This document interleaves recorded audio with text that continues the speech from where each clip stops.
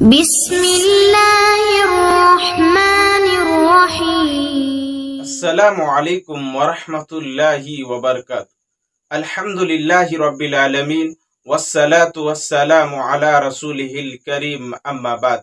ناظرین کرام، معاشرے کے اندر ایک کلمات یا ایک الفاظ عام ہے جو بڑے استعمال ہوتے ہیں، اور وہ ہے انشاءاللہ۔ اور یہ انشاءاللہ معمولی نہیں ہے۔ جب ہم میں سے کوئی شخص کوئی کام کرنے کا ارادہ کرے تو چاہیے کہ وہ انشاءاللہ ضرور کہہ لے۔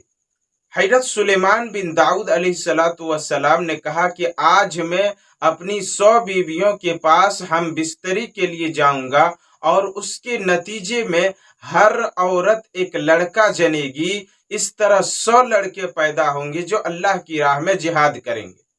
فرشتوں نے کہا کہ آپ انشاءاللہ کہہ لیجئے، لیکن سلیمان بن داؤد علیہ السلام نے نہیں کہا اور کہنا بھول گئی۔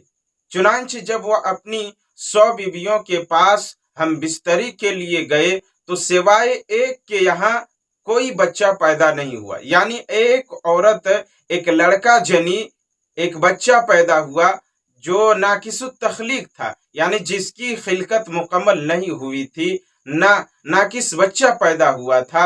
آپ صلی اللہ علیہ وسلم نے فرمایا کہ اگر وہ انشاءاللہ کہہ لیتے تو ان کی مراد پوری ہوتی اور ان کی خواہش پوری ہونے کی امید زیادہ ہوتی۔ لہٰذا ہم لوگوں کو اس حدیث سے یہ نصیحت پکڑنی چاہیے کہ جب ہم میں سے کوئی شخص کوئی کام کرنے کا ارادہ کرے تو چاہیے کہ وہ انشاءاللہ ضرور کہہ لیجئے، اور پھر جب کوئی اپنی بیوی کے پاس ہم بستری کے لیے جائے تو شریعت کے جو قواعد اور ضابطے اور اصول ہیں ان کو ملحوظ رکھنا چاہیے، ان کا خاص خیال رکھنا چاہیے، اور جو دعائیں ہیں ان کو پڑھنا چاہیے، پھر اس کے بعد انشاءاللہ کہنا چاہیے۔ تو جو شخص یہ سب کرتا ہے انشاءاللہ اسے اولاد ضرور نصیب ہوگی، اولاد ضرور اللہ تبارک و تعالی نصیب فرمائے گا۔